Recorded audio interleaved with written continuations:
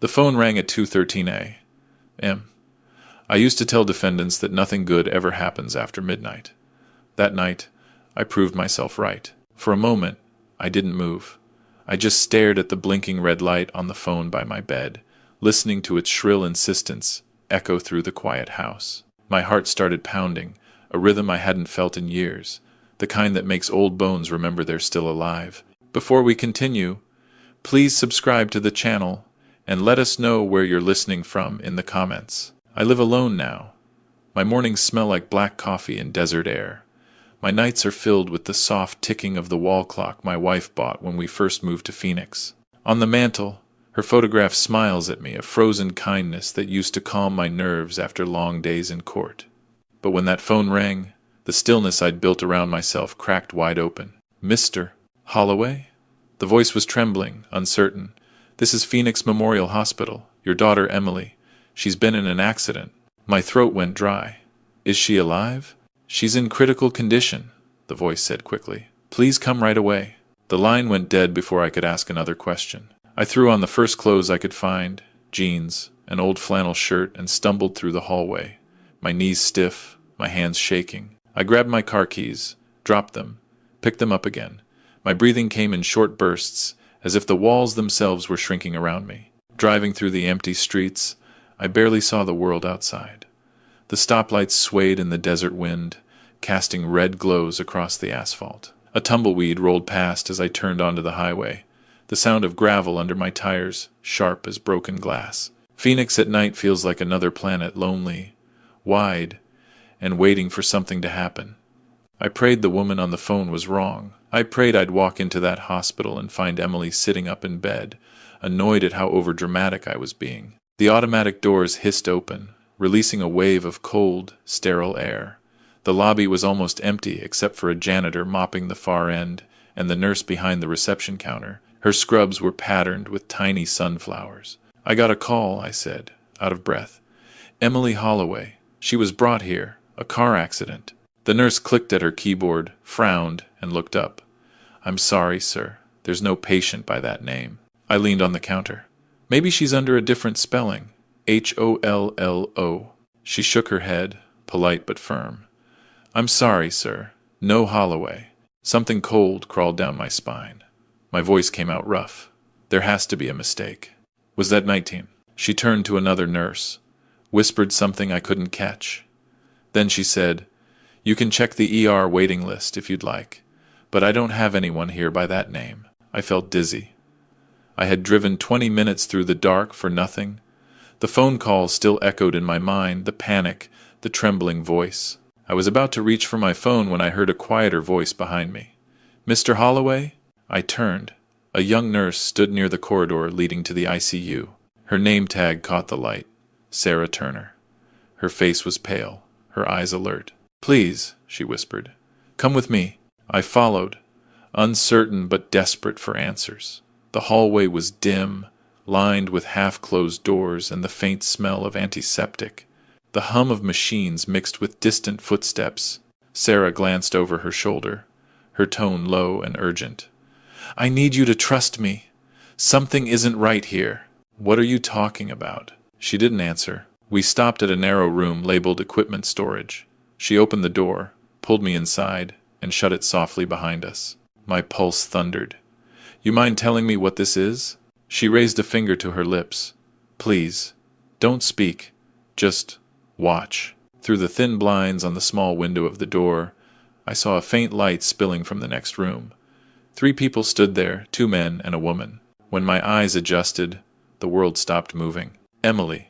She stood by the bed, perfectly fine. No bandages, no IV, no visible wound, just her dark hair tied neatly back, the same navy blazer she wore to every family dinner. Next to her was her husband, Ryan, and a man in a white coat I didn't recognize. Ryan leaned close to the doctor. "We'll say it's an emergency surgery. 85,000 should do it. He's sentimental, he'll pay without asking." The doctor nodded. "We'll make it urgent. Head injury, internal bleeding. I'll print the forms." 7s. And then Emily's voice, calm, cutting.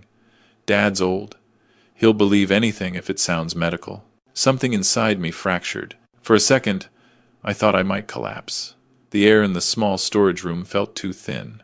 My hand went to the wall to steady myself. I could hear my heartbeat echo in my ears, faster than the machines outside. Sarah looked at me, horrified. She whispered, "I didn't know what they were planning until I overheard them. I couldn't just let them," but I barely heard her. All I could see was my daughter, my flesh and blood, conspiring with her husband to rob me blind. All the lessons I'd ever taught her about integrity, about right and wrong, about what it meant to be a Holloway, crumbled in that moment. I wanted to storm into that room, to shout, to demand why, but the part of me that had spent 40 years on the bench spoke louder. Never move without evidence. So I stood still, watching through the blinds, my face expressionless, though my heart was splitting. When they left, laughing softly, I exhaled for the first time in what felt like forever. Sarah touched my arm.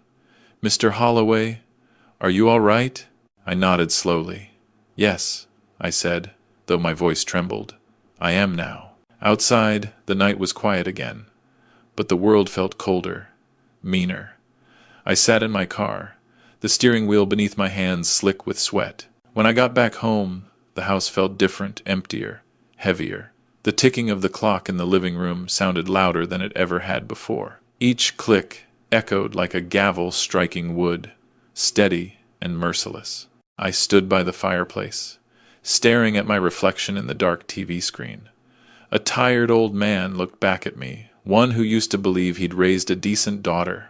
I thought about the times Emily and I had stayed up late after her college exams, drinking cocoa and talking about right and wrong. I used to tell her, "The law is only as good as the people who live by it." She'd smile and nod, that same clever spark in her eyes. Now I knew what that spark really was. Calculation. I walked to the study, opened the heavy safe behind the bookshelf. The door gave its usual low groan as it swung open. Inside were old files, tax forms, and a leather folder containing my will last updated 3 years ago. Emily's name was everywhere. My handwriting gave her everything I owned, the house, the savings, the pension, even the small ranch I'd inherited from my father. I ran a thumb across her name, written in my own pen. Emily Holloway, sole beneficiary. My first instinct was to tear it apart. But rage, I've learned, is a poor companion to justice. Instead, I put the document back, locked the safe, and sat down at the desk. My hands steadied. My breath evened out. If Emily and Ryan thought I was weak, they'd underestimated me badly. The first thing I needed was confirmation. I called Henry Lewis. We'd worked together back when he was still with the U.S. Marshals, good man, sharp instincts.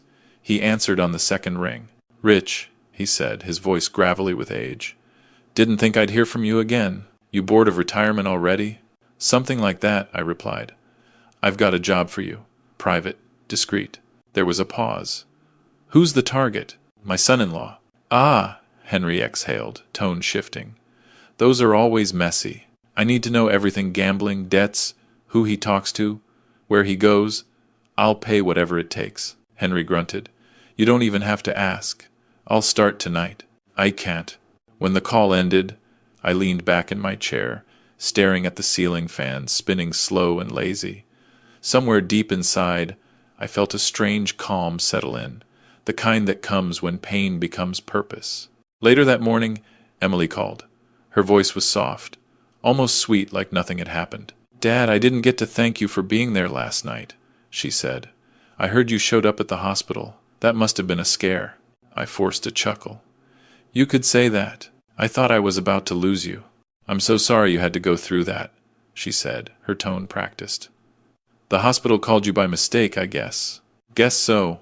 Then she hesitated, her voice lowering. "Actually, Dad, I didn't want to tell you like this, but Ryan and I have run into a bit of trouble. It's medical, some bills piled up. We could use some help covering costs." There it was, the next move in their little play.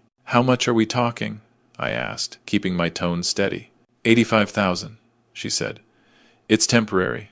We'll pay it back once Ryan's bonus comes through." I smiled faintly, even though she couldn't see me. "Of course, sweetheart. I'll find the money. Just hold on." Her relief was immediate, warm, rehearsed. I knew I could count on you, Dad. When she hung up, I stayed there in silence. My hand was still holding the receiver, my thumb pressing into the plastic hard enough to leave a mark. The roles had reversed. My daughter thought she was the puppeteer, but she didn't realize the strings had already been cut. A few days later, Sunday arrived. I went to church, something I hadn't done in months. The small chapel at the edge of town smelled of pine polish and candle wax. The sunlight through the stained glass windows painted the pews in soft amber hues. Reverend Parker gave the sermon that morning.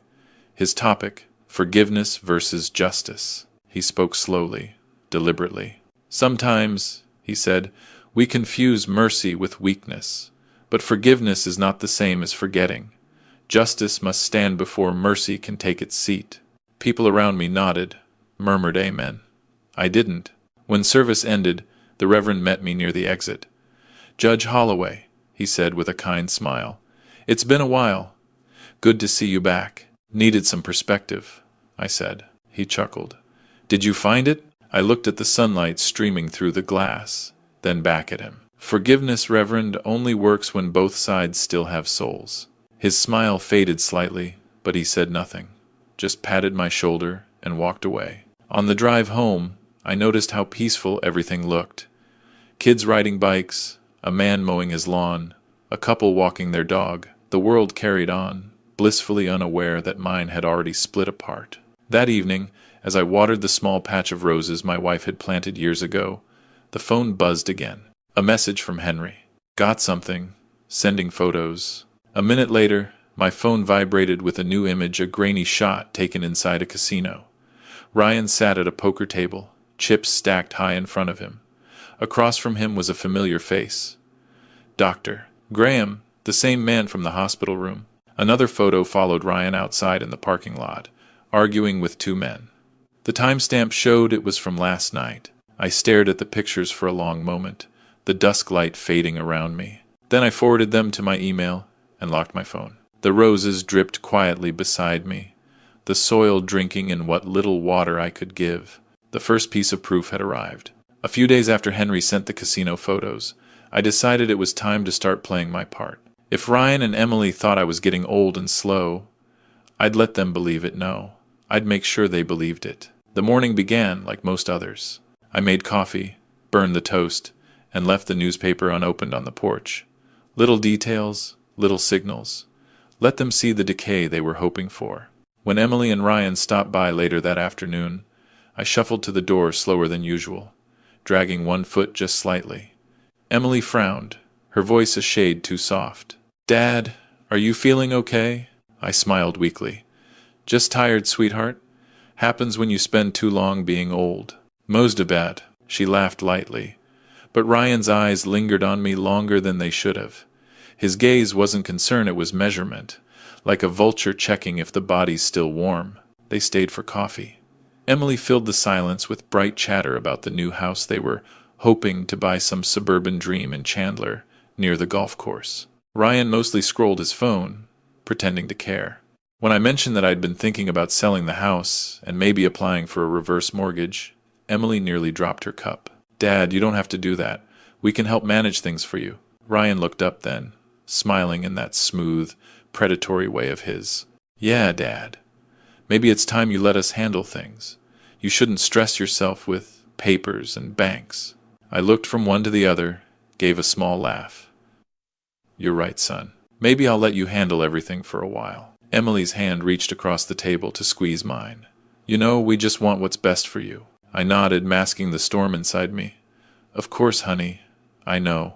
When they left, the smell of her perfume lingered long after the sound of their car disappeared down the street. I sat in the quiet kitchen, listening to the hum of the refrigerator, and realized I'd spent a lifetime mistaking noise for closeness. That night, I set the trap.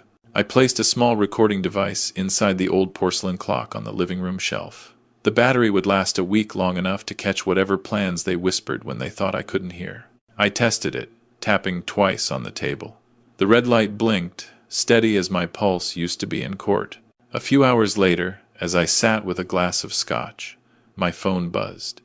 A message from an unknown number. Be careful. They might be planning something bigger.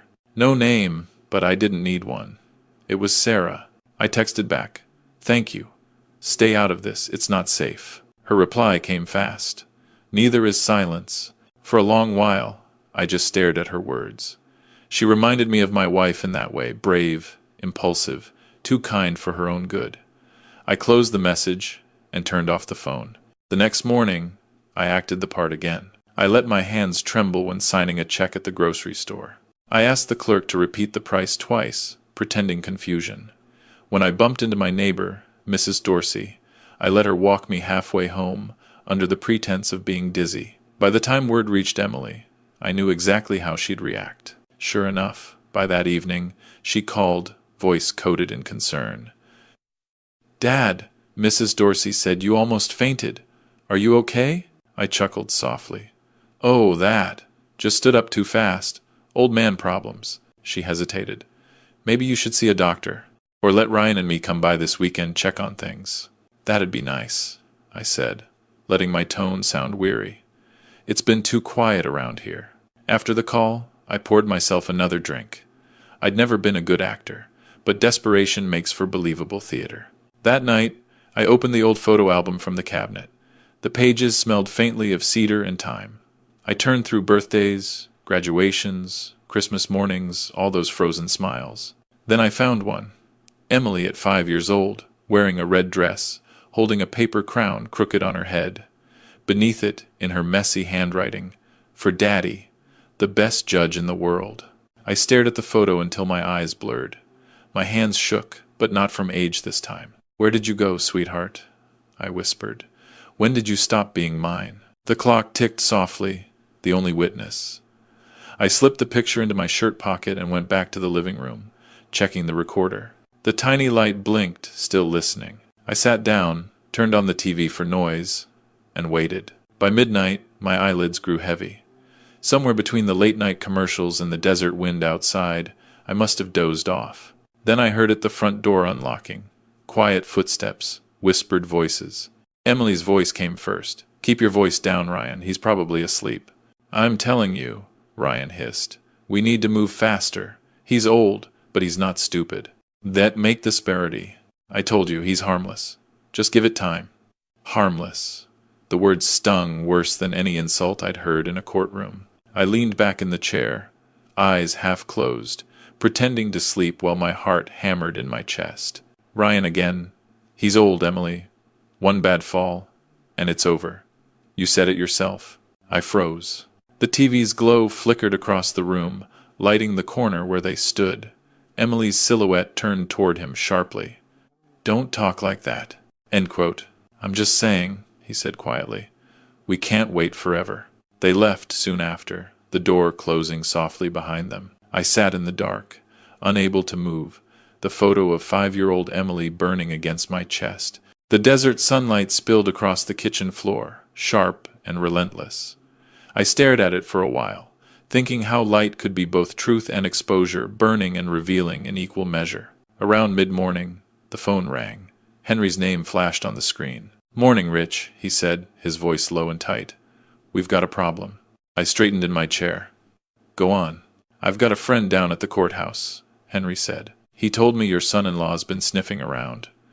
Ryan met with a lawyer yesterday, one who handles," he hesitated, "conservatorship petitions." The word hit me like a gavel to the skull. "He's planning to have me declared incompetent," I said quietly. "Looks that way," Henry replied. "If he pulls it off, you'll lose control over your finances, your property, everything. He'll be your legal guardian." For a long moment, I didn't speak. My hand tightened around the mug until I felt the ceramic strain. "He won't succeed," I said finally. "Not while I'm still breathing." Henry exhaled sharply. "You need to lawyer up, Rich. Someone who knows the system inside out." "I know just the person," I said. That afternoon, I drove downtown to see Martha Klein, an old colleague from my federal court days. She had been one of the sharpest attorneys I'd ever worked with, steel-willed, gray-haired, and allergic to nonsense. Her office hadn't changed much. Framed diplomas, a potted fern that looked half dead, and the faint smell of burnt coffee. She looked up from her desk when I walked in and smiled thinly. "Richard Holloway," she said. "You look terrible." The Stpped as derid. I've had better weeks, I replied, sitting down. Henry called me ahead of time, she said. I hear your charming son-in-law wants to run your life now. He's filing for conservatorship, I said, and he's using my daughter to do it, she sighed. If they get a doctor's note saying you're unfit, you're done, Richard.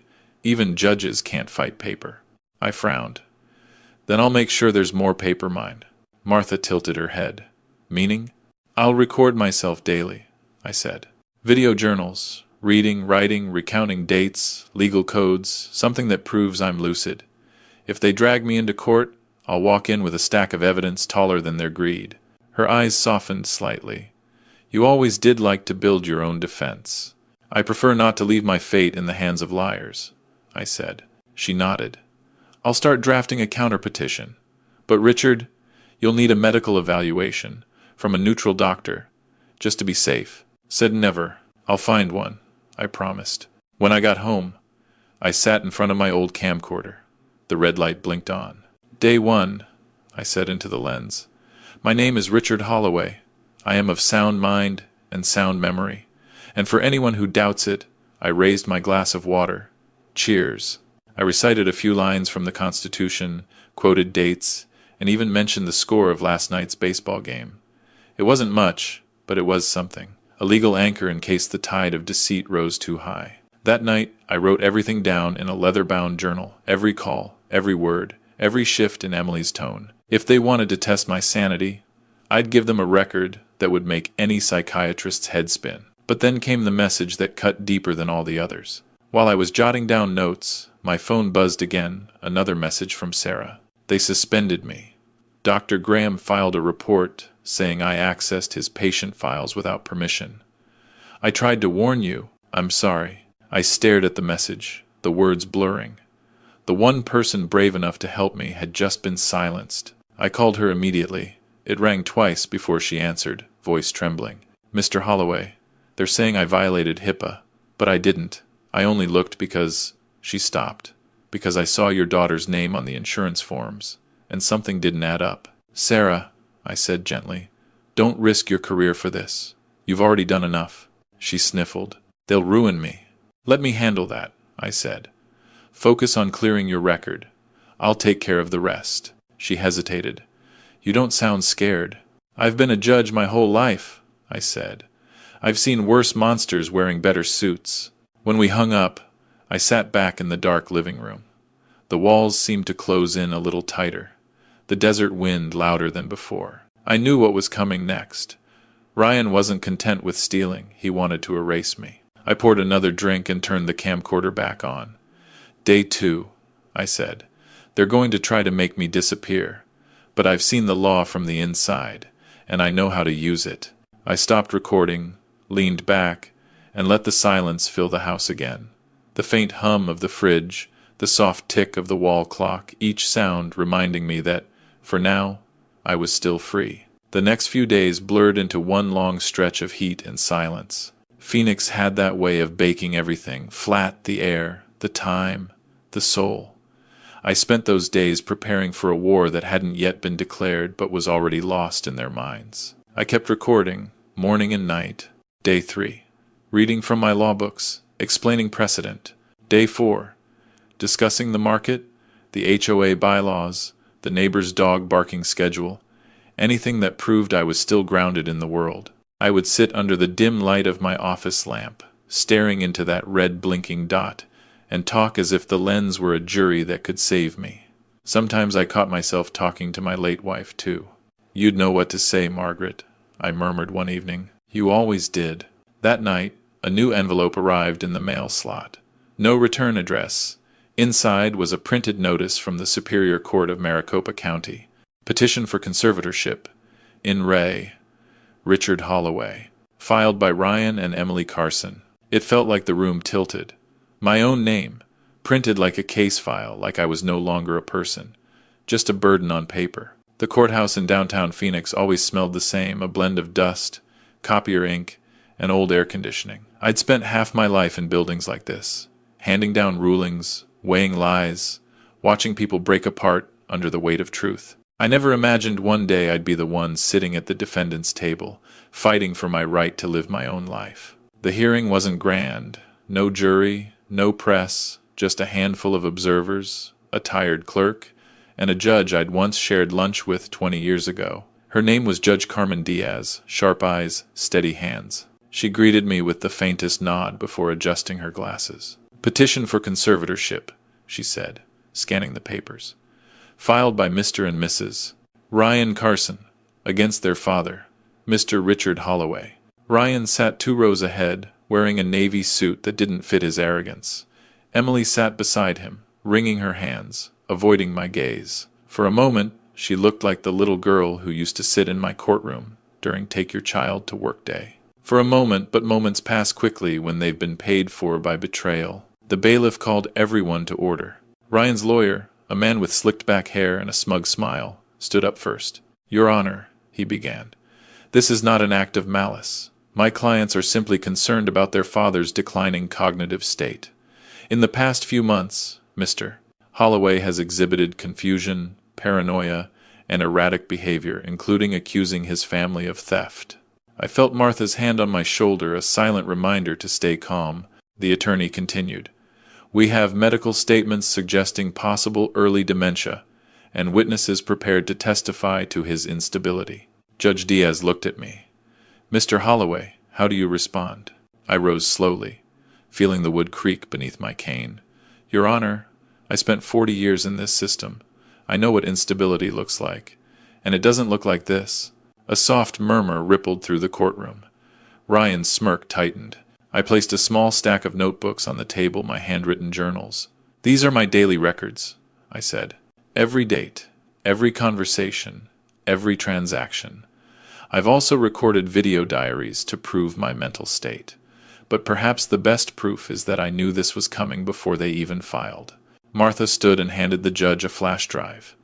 "Your Honor, we have audio evidence recorded legally within Mr. Holloway's residence of the petitioners discussing financial manipulation and property transfer prior to any concerns about his health." Ryan's lawyer shot up. "Objection! Those recordings are admissible," Judge Diaz interrupted, "given probable cause and self-defense of property. Proceed." Martha nodded at me. I pressed play. The courtroom filled with the familiar sound of Emily's voice. "He's old, Ryan. One bad fall and it's over. We have a Ben the 26 side." Then Ryan's voice followed. "I'm just saying the sooner we have control, the better." The air went still. I looked at Emily. She was trembling. Her lips parted as if she wanted to speak, but no words would come. Ryan tried to recover, his voice cracking. That was taken out of context. I leaned forward. "Confused?" I said, my tone cutting through the silence. "I may be old, but I remember every lie you just told." A few gasps filled the room. Even Judge Diaz looked momentarily moved before regaining her composure. Martha handed over the printed transcripts. "Your Honor, this pattern, combined with Mr. Carson's history of gambling debts and fraud charges, suggests this petition is less about concern and more about control." Ryan's lawyer shuffled his papers, suddenly interested in the floor tiles. Emily buried her face in her hands. Judge Diaz took a long pause. "The court finds insufficient evidence to grant conservatorship. Petition denied." The gavel hit the block, one sharp crack that echoed longer than most verdicts I'd ever heard. Ryan stood up so fast his chair scraped the floor. "You can't," he started, but the bailiff was already between us. Emily turned to me, tears streaking her face. "Dad, I didn't want this." "Yes, you did," I said softly. "Just not like this." She flinched, as if the truth itself had weight. As I gathered my papers, Martha leaned over. "You did good, Richard. That was clean, strong." "It's not over," I murmured. Outside, the desert sun was merciless. Reporters weren't there, but the weight of public eyes was invisible, imagined, yet heavy. I could feel the judgment of neighbors, the whispers that would fill the church potluck by Sunday. "Did you hear? His own daughter tried to take his house." I adjusted my sunglasses, feeling the dry wind cut across my face. "They wanted me weak," I said quietly, "but weakness was just the mask I needed." "And Wells for other Ald." Martha gave me a thin smile. Then keep wearing it until it's time to take it off. That night, I got home just as the desert sky turned purple. I poured myself a glass of scotch and sat by the window, letting the house breathe again. For the first time in weeks, I felt something close to peace. Not joy, not relief, but stillness. The kind that comes after a storm, when you're too tired to celebrate survival. Then, from outside, came a sharp sound. Glass shattered. I froze. My front window splintered inward, shards scattering across the floor. I stood up slowly, my heartbeat pounding in my ears. Something white fluttered through the broken glass, a folded piece of paper. I picked it up, my hands steady this time. Scrawled in black marker were the words, "You should have stayed quiet, old man." The street was empty when I looked out. Just the flicker of a streetlight and the sound of desert wind. I turned the note over once, then set it on the counter beside my half-finished drink. "Message received," I muttered. The night after the rock shattered my window, I swept the shards into a pile and left them there, a small monument to the truth I refused to bury. The note still sat on my counter, folded neatly beside the glass of untouched scotch. They wanted me scared. But fear and I had an old understanding. It visits, it lingers, but it never stays. I spent the next morning in my study, reviewing the recordings, cross-referencing timestamps, and matching the audio logs with transaction statements Henry had pulled from his contacts. Piece by piece, I built a web tight enough to catch them all. By late afternoon, I called Henry. "It's time," I said. He didn't need clarification. "How much?" "300,000, I replied. "They think they're taking my life savings. What they're really taking is bait." Henry hesitated. "You sure about this?" "Once you wire it, it's gone, at least on paper." "I was a judge for 30 years, I said quietly. "Paper's never the truth. Paper's just where people hide it." I went to the bank the next day, the one I'd used since the Reagan administration. The manager, a gray-haired woman named Diane, had known me for decades. She gave me the kind of worried smile people reserve for old friends about to make bad decisions. 300,000, she repeated softly. "That's a lot to move, Richard." "Family emergency," I said, signing the form. "I'll handle the rest." She studied me a moment longer, then stamped the document. "You always know what you're doing," she said. "Let's hope so," I muttered. The transfer was made. $300,000, a clean, traceable deposit, into an account that Henry had flagged with federal oversight. On the surface, it looked like I'd fallen for the con, but beneath it, a dozen invisible hands were watching every move Ryan made. That evening, I drove to the community center for bingo night, not because I cared about the numbers, but because I needed to be seen. I needed to look like any other aging man trying to fill an empty Thursday night. The smell of coffee and cinnamon rolls filled the hall. Old friends waved, and I forced a smile that felt foreign on my face. "Richard!" called out Mrs. Dorsey from across the table, her hair a cloud of white curls. "How's Emily doing these days?" I paused before answering. "She's recovering," I said finally. "From herself." Mrs. Dorsey blinked, then chuckled, thinking it was a joke.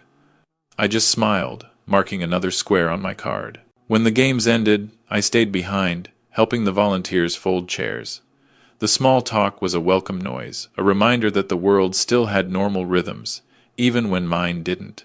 On the drive home, the desert air was crisp, and for a fleeting second, I thought of calling Emily not to forgive her, just to hear her voice. But then the phone buzzed first. A text from Sarah Turner. "I'm back at work. Cleared of all charges. Dr. Graham's been suspended pending investigation. I can help again if you'll let me." I parked on the shoulder and typed slowly. "You already helped more than you know, but if you really want to finish this, send me everything you have from that hospital night." Her reply came with 3 attachments: internal reports, falsified admission logs, and a digital copy of the accident record that named Emily as a patient for a surgery that never happened. The doctor's signature was Graham's. The insurance billing, of course, led straight to Ryan's name. I sat there under the Arizona stars, scrolling through the evidence, the glow of the screen reflecting off my glasses. It was all there, the final link. That night, I barely slept. I spent the hours between midnight and dawn, writing, organizing, documenting. When I couldn't type anymore, I just spoke to the empty room. Truth always costs something, I said aloud. But so does silence. The next morning, Henry called. The funds landed, he said. Ryan moved the money to a secondary account within 2 hours. Guess who's on it with him? Dr. Graham, I said. He laughed. You should have been an investigator, not a judge. I just paid attention, I replied. For the next 3 days, I played my role to perfection. I called Emily, checking in, sounding fragile but loving. I even apologized for the court hearing. She cried over the phone, guilt, fear, or both.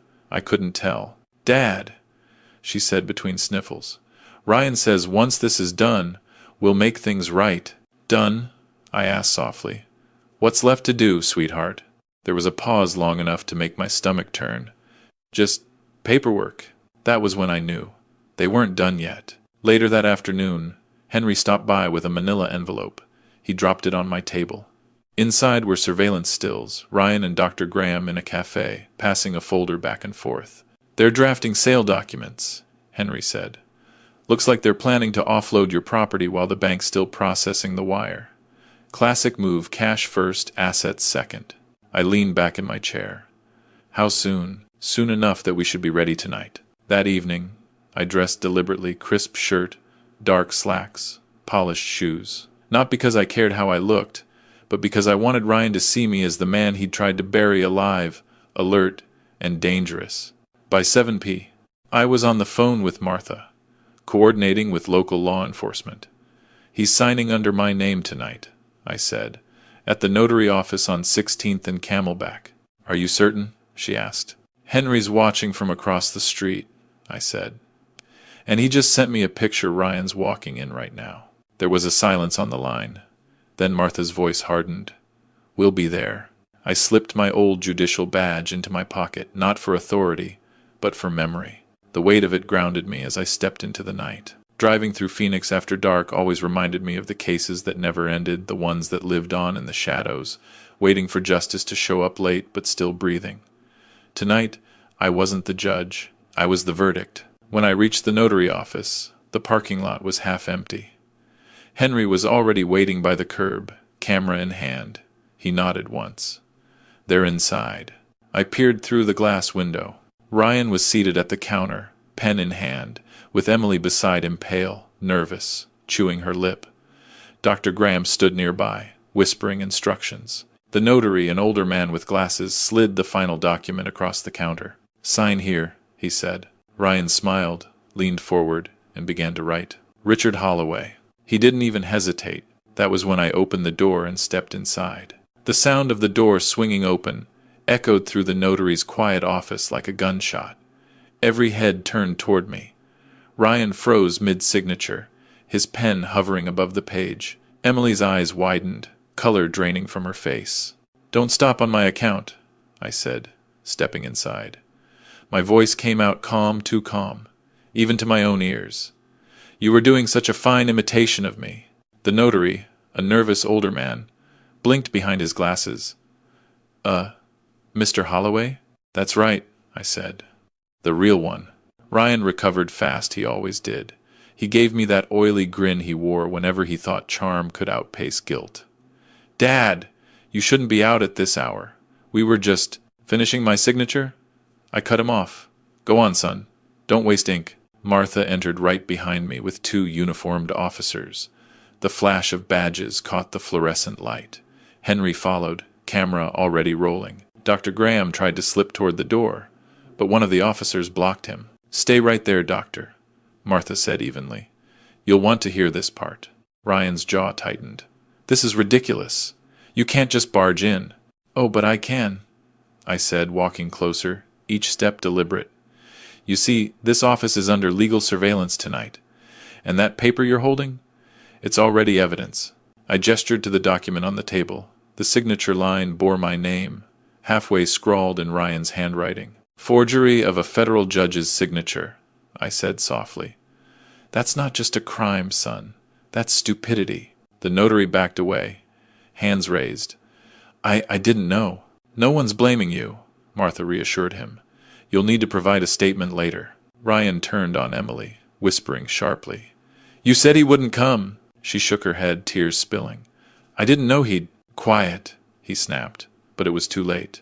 The facade cracked. I laid the final card on the table, a printed bank record. The $300,000 transfer, highlighted in yellow. This, I said, sliding it toward him, wasn't a mistake. It was bait. And you took it exactly as planned. Ryan looked at the paper, then up at me, fury flickering behind his eyes. You set me up. No, I said. You did that yourself. I just gave you the stage. The officer nearest him stepped forward. Mr. Carson, you're under arrest for fraud, forgery, and attempted theft. I was only due a 30. Ryan's voice broke. You think this fixes anything? You think this makes you some kind of hero? I leaned in until we were eye to eye. No, son. Heroes save people. I'm just cleaning up after them. He lunged, but the officers grabbed his arms before he could reach me. The cuffs clicked shut, a metallic finality I'd heard countless times from the bench, but never so close to my own blood. Emily collapsed onto the nearest chair, shaking uncontrollably. Dad, she sobbed, I didn't mean for it to go this far. Ryan said we just needed money. I finished for her. It's always money. Her shoulders slumped, and for the first time since all this began, she looked small again. The woman who'd plotted against me vanished, replaced by the frightened little girl clutching her lunchbox at the courthouse years ago. I'm sorry, she whispered. I stared at her for a long time, every apology she'd ever owed me crashing into that single sentence. I wanted to hate her. God knows. I tried. But hatred was heavy, and I'd carried enough of it in my life. So I just said, so am I. Martha squeezed my shoulder gently as the officers led Ryan and Dr. Graham out in handcuffs.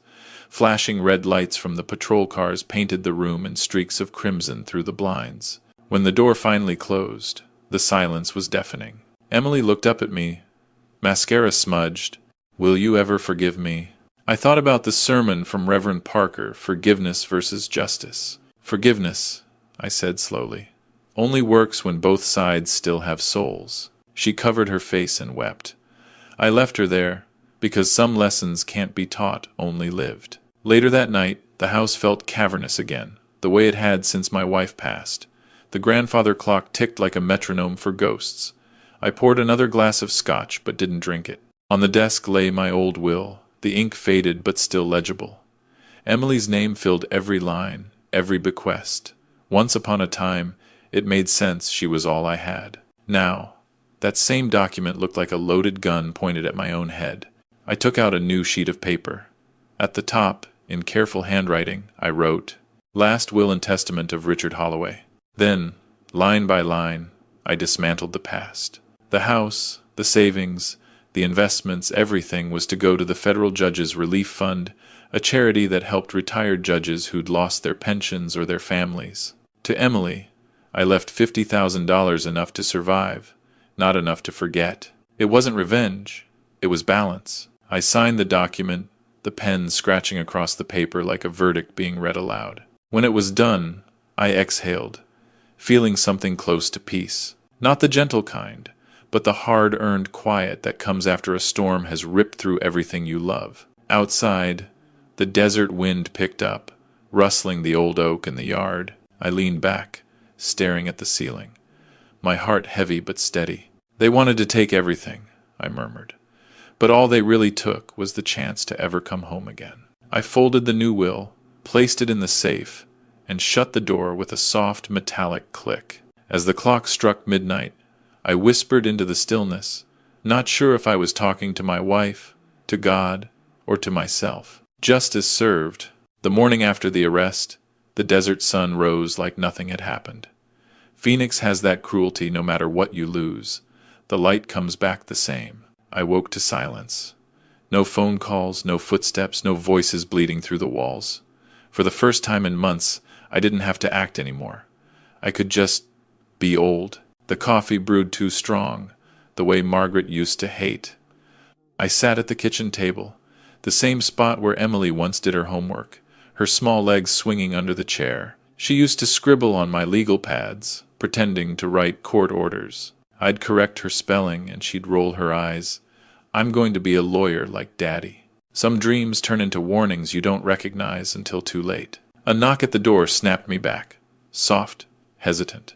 The kind that carries guilt before words ever do. I opened the door, and there she was. Emily stood on the porch, her face pale, eyes swollen.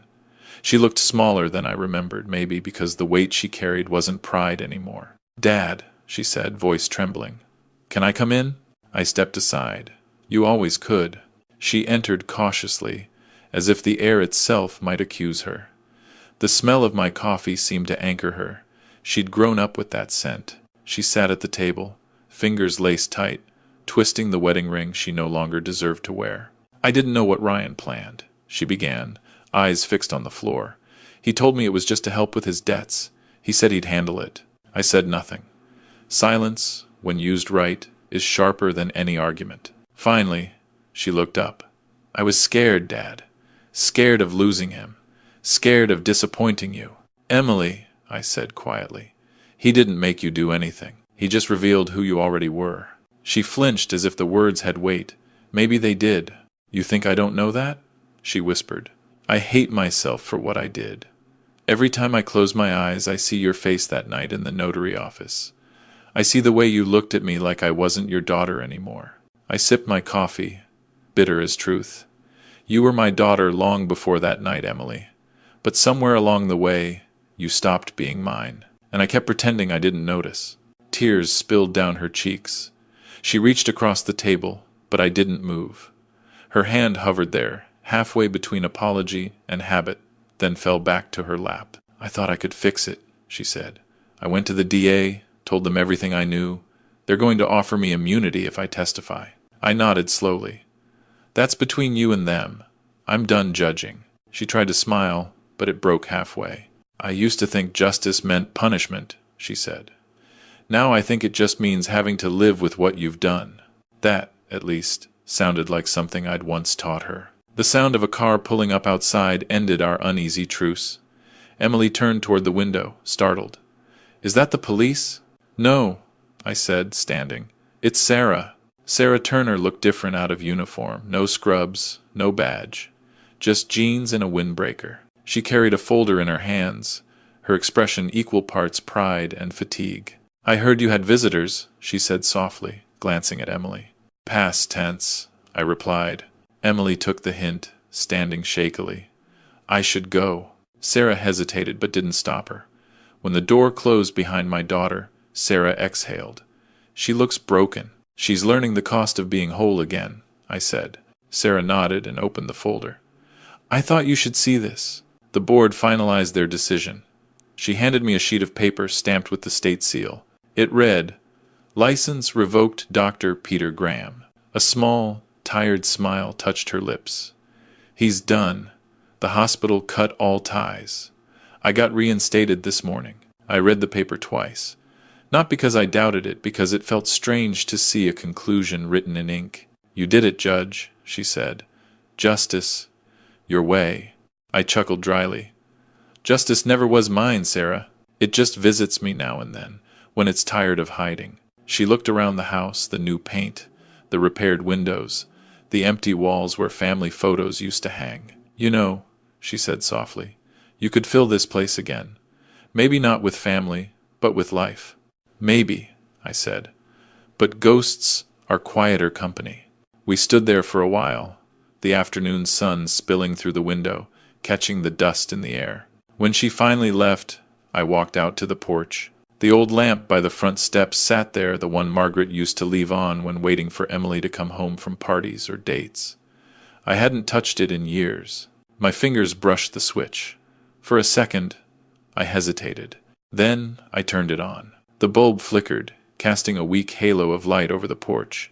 It hummed faintly, not steady, not strong, but alive. I stared at it for a long time, until my reflection appeared in the window beside it. For a fleeting moment, I could almost see Margaret standing behind me, smiling the way she used to when the house was full. The porch light kept flickering. Maybe some lights were never meant to stay on, only to remind you what darkness costs. Some endings don't need words, just a quiet house, a closed file, and the sound of the desert wind. 2 weeks passed since the arrest. In Phoenix, time doesn't heal. It just dries everything out. The headlines had faded, the courthouse steps no longer whispered my name, and my phone had stopped ringing. Mercy comes in silence sometimes. I sat in the back row of the Maricopa County courtroom, watching as the clerk read the charges. Ryan stood there in an orange jumpsuit, his hands clasped before him, eyes hollow but still defiant. Emily sat 2 rows behind him, wearing a plain black dress, her hair pulled back, a shadow of the woman she once pretended to be. The judge, a young man who looked barely old enough to rent a car, cleared his throat. Ryan Carson, the court finds you guilty of forgery, fraud, and attempted theft. However, given your cooperation and first-time offense, the sentence will be suspended. You are hereby sentenced to 2 years probation and a fine of $50,000. There was no gasp, no reaction, just the dull thud of inevitability landing where hope used to be. Ryan turned to look at me, smirking through the defeat. "You won, old man," he said under his breath. I met his eyes, calm as a desert dawn. "No, son," I said. "The law did." The bailiff led him away. Emily didn't look at me, didn't have to. Some distances can't be measured in feet. When it was over, I walked out into the sunlight. The Arizona heat hit like truth, harsh, unavoidable, stripping everything down to bone. Across the parking lot, I saw Emily standing by a rusted sedan. She was holding a stack of papers, bankruptcy filings, I would later learn. Her hands trembled as she got into the car. For a brief second, she looked back at me. No tears, no words, just a faint nod, a small, fragile acknowledgement that justice, however cold, had arrived. I nodded back. That was all. That afternoon, I drove home along the empty stretch of road that cuts through the desert like an old scar. The saguaros stood tall and still, their shadows stretching long and solemn over the sand. For years, this road had been the path between my work and my family.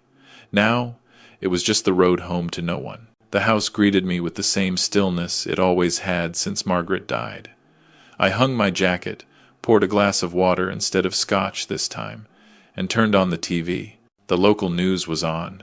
The anchor, cheerful as always, announced the next segment. And finally, a story of bravery and integrity. Nurse Sarah Turner, the whistleblower who exposed the medical fraud case earlier this month, was awarded the Phoenix Community Medal for courage.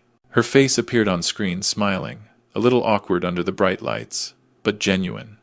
She wore her hospital badge again, reinstated and shining. The board commended her for her integrity and courage, the reporter continued. She says her actions were inspired by a simple belief that truth doesn't fade even when it hurts. I turned down the volume, smiling faintly. "Good for you, Sarah," I murmured. "You fought cleaner battles than most." Outside, the sun dipped low over the desert, turning everything into molten gold. The light poured through my window, glinting off the frame of an old photograph, Margaret in her garden, laughing, the porch light glowing behind her. For the first time in a long while, I didn't feel anger or sadness. Just exhaustion, the kind that comes after finally setting down a heavy load. I went to the front door and stepped out onto the porch. The lamp above the steps still burned softly, the same one that had seen too much. Arguments, returns, departures, reconciliations that never lasted. It had been Margaret's ritual to keep the light on until everyone she loved was home safe. I stood there for a long time, watching the light tremble against the wind. It wasn't waiting for anyone now. I reached up, my hand hovering near the switch. For a moment, I imagined Margaret's voice behind me, gentle and teasing. "Leave it on, Richard. She'll come home one day." But this wasn't hope anymore. This was honesty. And honesty meant knowing when to turn off the light. My fingers brushed the switch and paused. The silence of the desert pressed close, as if listening. Then I flicked it off. The darkness that followed wasn't cruel. It was natural. I exhaled. The house behind me felt different, not empty, but quiet in a way that didn't ache. Some endings don't need words. Just this: a quiet house, a closed file, and the sound of the wind moving through the cactus fields. The next morning came with the smell of rain, rare for Phoenix. The desert sky hung low, bruised with gray, as if it, too, was tired of pretending to be endless. I sat at my desk, the same old oak one that had followed me from my days at the courthouse, On it lay a single sheet of paper and my old fountain pen, the one Margaret had given me the day I was appointed judge. I used to sign rulings with this pen. Today, it would sign something far simpler and far heavier. The words came slowly, as if I had to pull them out from the places I'd buried them. To Emily, justice is not vengeance, it's truth restored. You taught me that love, without truth, rots into pity, and pity, that's the cruelest kind of mercy. Wherever you go, make peace with the part of you that still remembers me. That's all the inheritance I can give you now. I folded the letter neatly and placed it inside the safe, next to Margaret's wedding ring and my old badge of office. Then I closed it, turned the dial, and felt the lock click into place like a final heartbeat. The house was utterly still. Even the refrigerator hum had faded. The kind of silence that doesn't ask for music, just respect. In the afternoon, Sarah stopped by again. Unannounced, but not unexpected. She was dressed in pale blue scrubs, her hair tied back, eyes warm but tired. "You're hard to track down, Judge Holloway," she said with a small smile. "Retired judge," I corrected. "Now just an old man who brews coffee too strong." She laughed and joined me on the porch. The air smelled faintly of wet creosote and distant lightning, a desert storm brewing somewhere beyond the mountains. We sat there for a while without speaking, just watching the sky turn shades of copper and rose. Finally, she asked quietly, "Do you ever miss her?" "Emily?" I stared out at the horizon, where the clouds met the glowing earth. "Every day," I said, "but missing her doesn't mean I want her back." Sarah nodded slowly. "That's a hard kind of peace." "It's it's the only kind worth having," I replied. For a moment, I thought of Margaret, how she'd hum gospel songs while watering her roses, how she'd leave notes in my lunch bag that said, "You don't win hearts in court, Richard. You win them at home." I smiled faintly. Margaret used to say forgiveness isn't a gift, it's a discipline. I didn't understand that until now. Sarah looked at me. "So, what will you do next?" I said, looking toward the vast stretch of desert ahead, "I'll just sit for a while. Maybe listen to the wind without trying to argue with it." She chuckled softly. "You and that porch light both too stubborn to quit." I turned to her. "Not stubborn. Just deliberate." As the sun began to sink, the desert took on its evening glow, a strange, holy light that made every grain of sand look like it remembered something. I stood up, leaning on the porch railing, and looked out one last time. The porch light was still off, and for once, that felt right. The house didn't need to guide anyone home anymore. It had done its job. Sarah rose too, straightened her jacket, and gave me a small nod. "Take care of yourself, Richard." "I'll try," I said. "And if I can't, well, the desert's a good listener. Thanks for watching."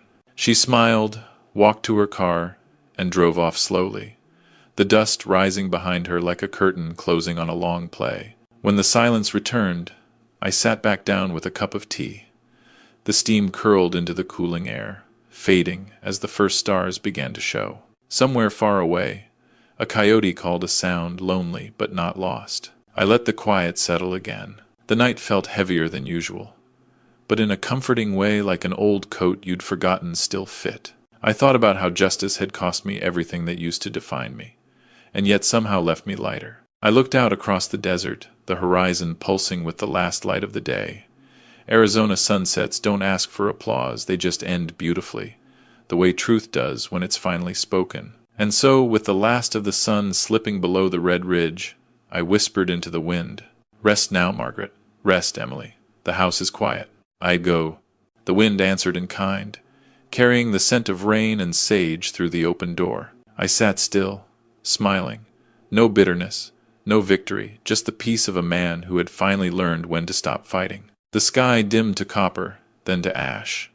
The porch light stayed dark, and for the first time in a long, long while, that was enough. If you enjoyed this story, please like the video, subscribe to the channel, and share your thoughts in the comments. To listen to the next story, click on the box to the right.